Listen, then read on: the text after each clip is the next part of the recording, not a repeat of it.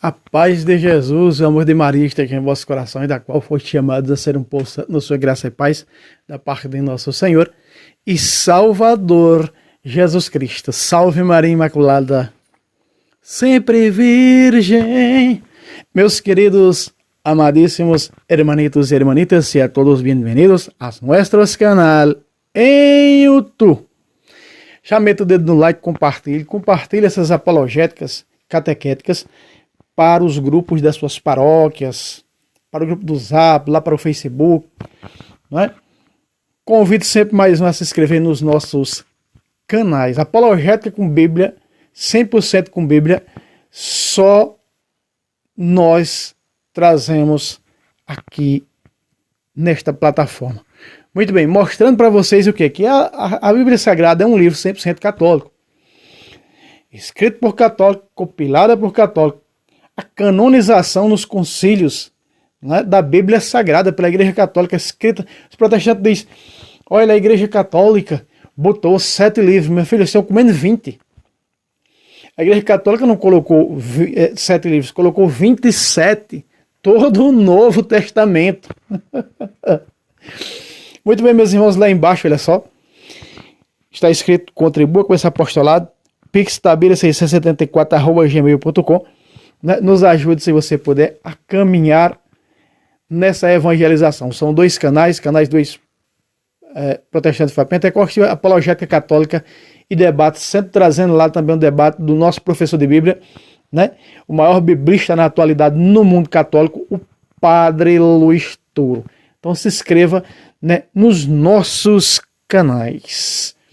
Muito bem, e este vídeo hoje é a pedido de um irmão. O irmão me pediu para me passar uma apologética para ele, tá? Na apologética católica, depois de dar uns belos ensinamentos sobre os sacramentos, e ele me pediu alguns versículos, algumas passagens bíblicas que falam em promessa. E eu quero trazer esse vídeo aqui, não é, falando nas promessas das Sagradas Escrituras. Falei para ele que ia fazer mais bem elaborado, mais bem explicado, e ele disse: estarei esperando, não é, o seu vídeo. É assim, meus irmãos, que nós trazemos, né, e somos, quem não sofreu perseguição, e somos perseguidos. São perseguidos pelos falsos profetas, que é falso profeta protestante, que é falso profeta preterista, que é falso profeta da teologia da libertação, e por aí vai. Não é? Nós vamos olhar para esses falsos profetas, ficar só neles e perder a graça de evangelizar? Não. Vamos parar por isso? Não. Os apóstolos pararam? Não. Quem foi que parou? Ninguém. Porque a missão de falso profeta é o quê? Como cauda, perseguir o corpo. Muito bem, vamos para esta bela catequese. Vamos lá. Estamos aqui em Levítico, capítulo 27, versículo 8. Muito bem.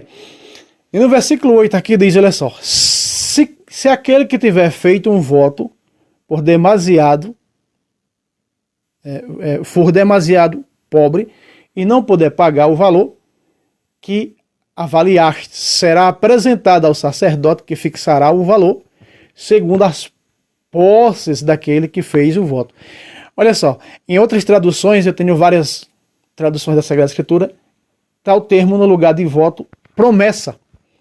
Porque o voto é o mesmo que promessa. Se nós olharmos para 1 Samuel, no capítulo 1, nós vamos ver Ana. Ana, ela era estéril, ela não podia ter filho, e ela fez um dia uma promessa com o Senhor, que se ele desse a graça dela ter um filho, é a mãe do profeta Samuel. Samuel é fruto dessa promessa, não é? Que Ana fez com o Senhor no templo do Senhor. Senhores protestantes, era o templo de imagens, viu? Templos de imagens. Já trouxe um vídeo mostrando que a glória do Senhor, e para se dar glória, tem que estar no templo das imagens. É onde reflete, né, a glória do Senhor. O protestante diz que o outro protestante é que reflete a glória do Senhor. Presta atenção. É no templo das imagens onde está a glória do Senhor. Um vídeo bem elaborado. Pode procurar nos nossos canais que você vai encontrar. Então veja só. Uma pessoa, ela faz uma promessa muito grande. E ela chegou a alcançar esta promessa. O que é que acontece com ela? Agora eu não posso pagar a promessa porque eu fiz exageradamente. Então, em confissão, é doutrina da igreja isso, em confissão, você vai ao padre, em confissão, ele vai avaliar, ele não pode acabar com a promessa, mas ele tem a autoridade, segundo a Sagrada Escritura está dizendo, a autoridade de mudar a tua promessa, assim, de alguma forma que tu possas pagar esta promessa. Vou dar um exemplo. É um exemplo, tá? Que eu vou dar aqui. Eu fiz uma promessa grande, de uma enfermidade. O médico me desenganou, vamos dizer, deu um diagnóstico me desenganando. Então, eu fiz uma promessa, vamos supor assim. Eu não tenho sequer uma galinha, mas eu fiz um voto com o Senhor, ou através do santo, para que ele possa interceder a Deus, para que a graça possa alcançar. E lembrando que a promessa é pagar a Deus, tá? E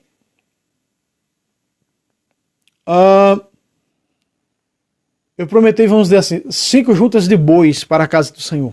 Vamos supor. E eu não tenho uma galinha. Eu alcancei a promessa. Não tenho com que pagar. Na hora do sofrimento, na hora... A gente gosta de fazer coisas coisas grandes, né? Na hora do aperto. Então, o que é que acontece? Que eu alcancei a promessa, a graça. Não posso pagar. Né? Muitas pessoas... É só um exemplo que eu estou dando. Então, assim... não tem condições, vai ao sacerdote em confissão e ele vai dizer, olha, ele pode baixar a tua... Né? O que você prometeu. A autoridade do sacerdote para isso aqui. E nós vamos ver outro versículo também que está de acordo com isso.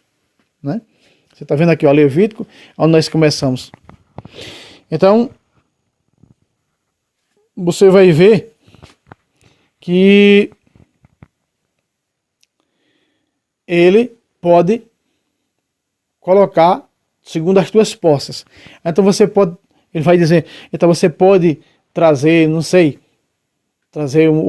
segundo as tuas posses, vai dar lá segundo as tuas posses, vai perguntar conforme as tuas posses, e ele vai colocar essa promessa, baixar ela para o seu nível, o nível que você tem condições de pagar essa promessa. Certo? Quando se paga a promessa é quando ela é alcançada, e quando não é alcançada não se paga, tá? Então aqui o sacerdote, por que eu quis trazer primeiro isso? Porque o sacerdote tem essa autoridade, o padre, tá? Tem essa autoridade, você está vendo aqui. Vamos agora para Números. Números capítulo 30, verso 3.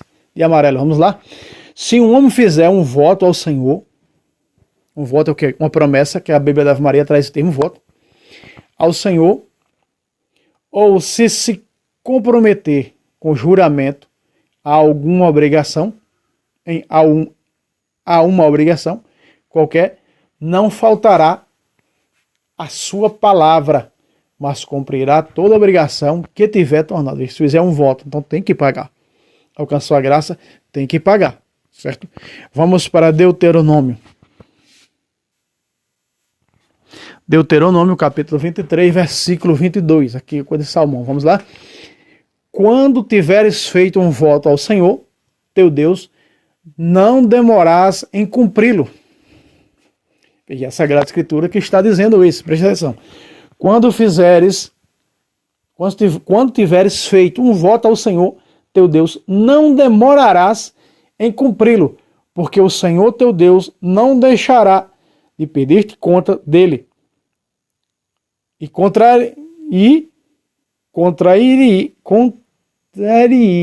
contrairias um pecado. Veja só, meus irmãos, que é morrer devendo. Pode morrer devendo. Então esse é o pecado da dívida, porque você alcançou a graça, o Senhor realizou a graça.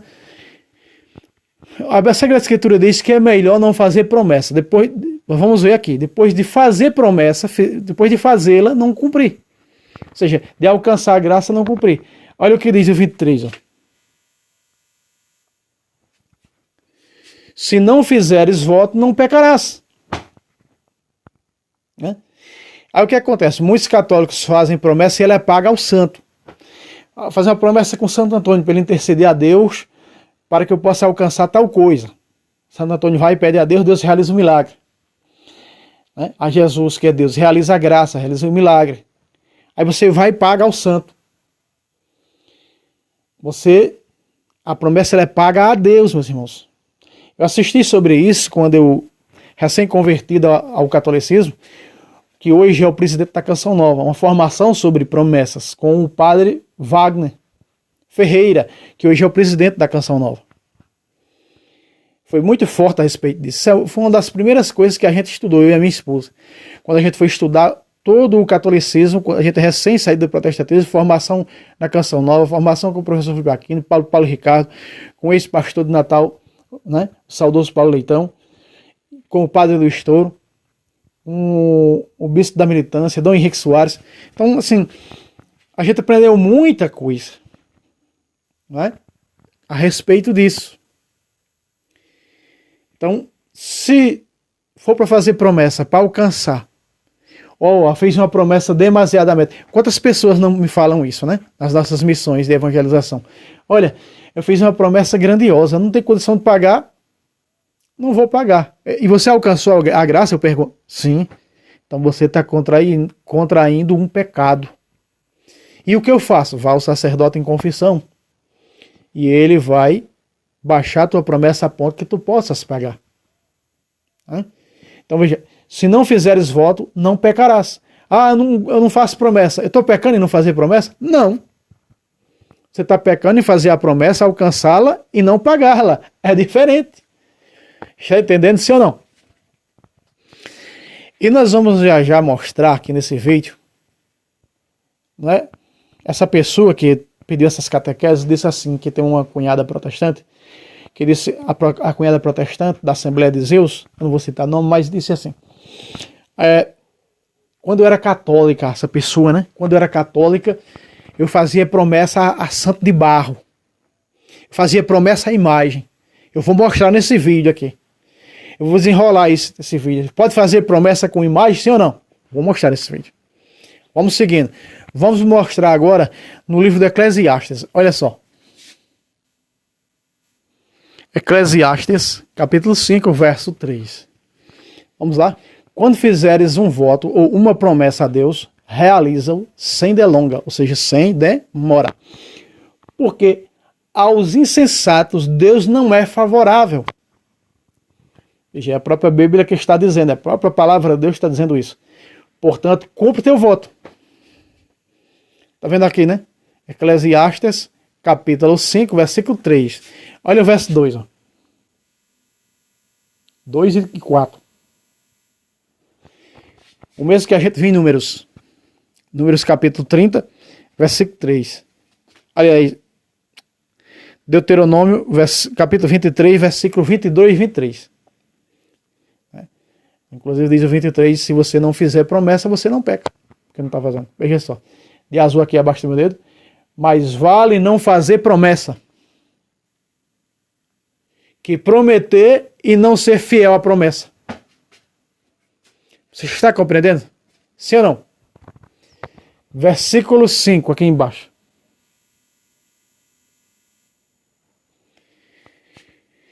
E aí, se caso você fez a promessa, como está dizendo no versículo 4 aqui que a gente viu, fez uma promessa grande demais, e ainda vai tentar se justificar diante do padre em confissão, veja só o que diz aqui, ó, que esse versículo 5 está falando na confissão. Isso aqui está a doutrina, né? A doutrina da promessa e do padre que pode mudar a tua promessa que fizeste demasiadamente. Não permitas, de roxo, 5, não permitas a tua boca fazer pecar a tua carne. Nem digas ao sacerdote, isso foi apenas uma advertência, para não suceder que Deus se irrite com essas palavras e reduza a nada a tua empresa. Aí, então quer dizer, não podemos jamais dizer, olha, que tal, eu não vou pagar e tal. Se o próprio padre, ele pode mudar a promessa, não é? Segundo as tuas posses. Puxa aqui o versículo 5. Não digas ao sacerdote que isso foi, não sei o que, no momento da aflição, e que isso não sei o que lá. E que... Não. Alcançou a graça? Cuide em pagar.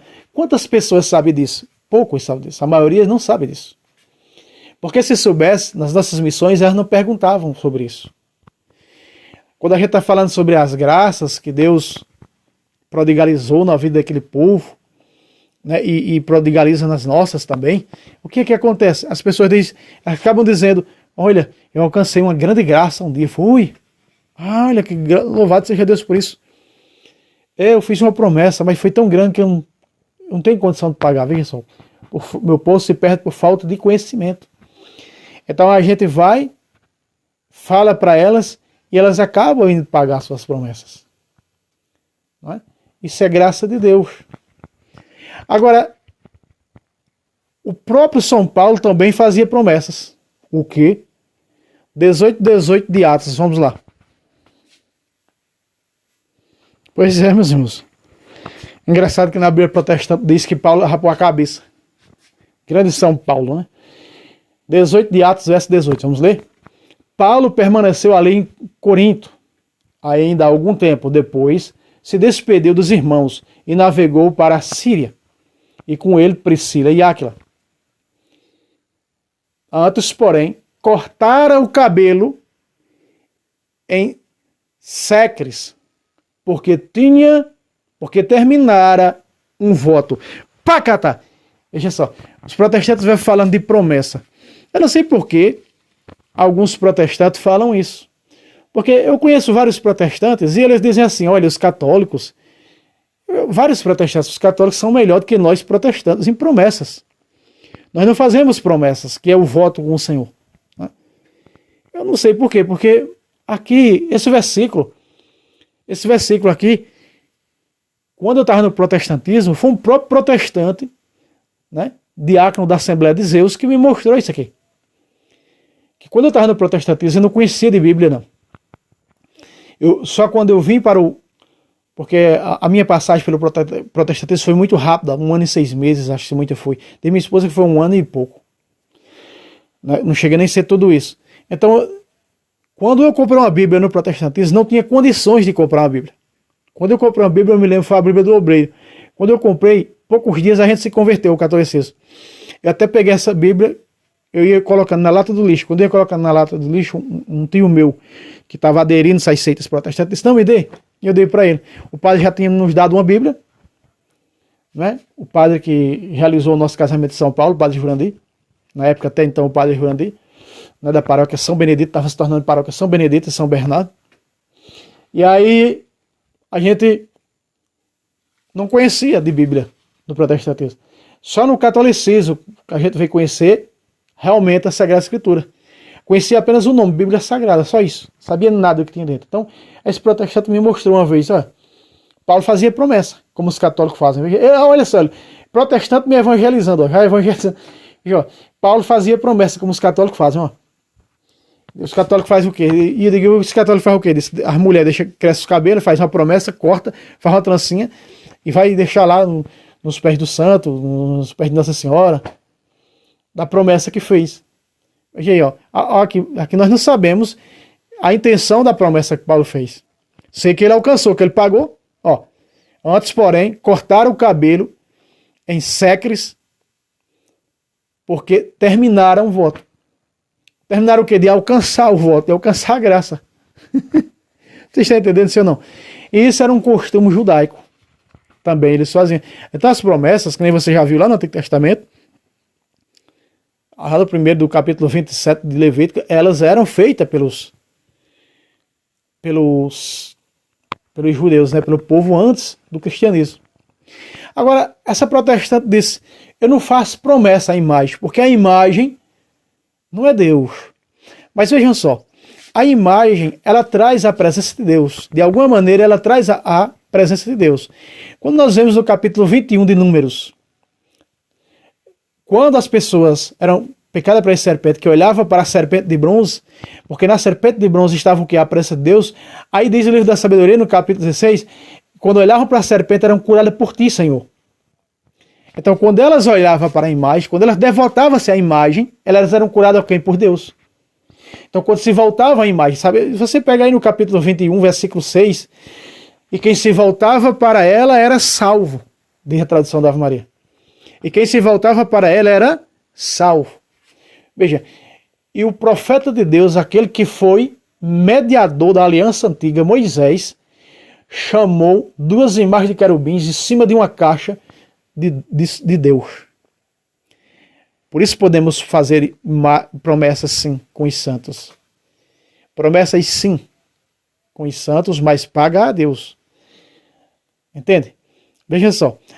No capítulo, vamos ver o profeta chamar, vamos ver o profeta, olha só. Presta atenção. Números 10, 35.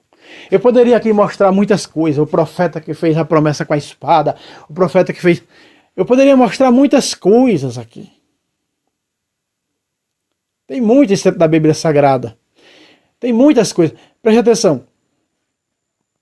Números capítulo 10, versículo 35. Olha Moisés chamar aquela caixa com as duas imagens dos querubins em cima, mandado por Deus fazer, no Êxodo 25, 18. E no Êxodo 37, verso 7, Moisés faz as imagens e coloca lá. Veja, estava duas imagens em cima da caixa. Olha o que diz aqui. Quando a arca se levantava, aquela caixa era chamada com as duas imagens em cima, com as tábuas da lei, o cajado de Arão e o maná dentro. E veja que Jesus disse, vossos pais comeram o maná no deserto e morreram. E derá agora na nova aliança. Presta atenção. Quando a arca se levantava, quem se levantava? A arca. Veja, a Bíblia é clara. A arca era o quê? Uma imagem. Aliás, era 3 imagens. A caixa e 2 imagens, 2 anjos em riba. Como diz aqui no Nordeste, lá riba. Moisés dizia, levantai-vos, Senhor. Pacata. Moisés dizia o que com a caixa? Chamava de Senhor. Quem era o Senhor de Moisés? Deus. Veja só, meus irmãos.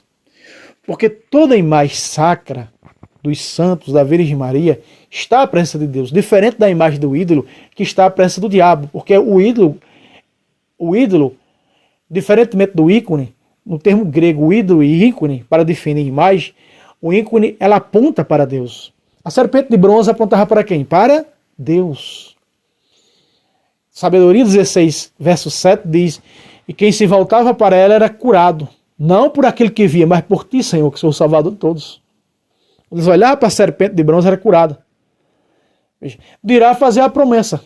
A promessa é a mesma coisa. A promessa quer dizer, se voltar para o santo, quer na representação da imagem, ou seja, de Santo Antônio, de São Francisco.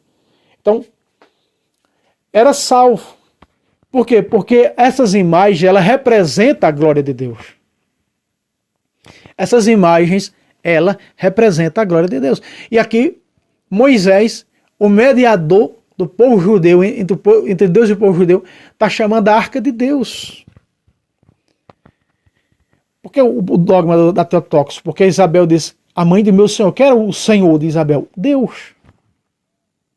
Lucas 1, 43. Então, aqui está chamando a arca, veja, as imagens de meu Senhor.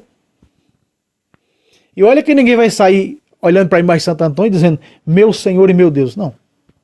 É o crucifixo, é Jesus. Jesus é quem? Deus. É Jesus presente, vivo e real, corpo, sangue, alma e divindade da Santíssima Eucaristia. Ou seja, ele é, a Eucaristia é o próprio Jesus. Meu Senhor e meu Deus. Então, eu vou mostrar na Bíblia protestante para vocês verem. Olha isso aqui. Veja só. Quando uma pessoa fala de Bíblia sem conhecer, como essa protestante falou para esse nosso irmão, que está recebendo catequese no privado. Olha só.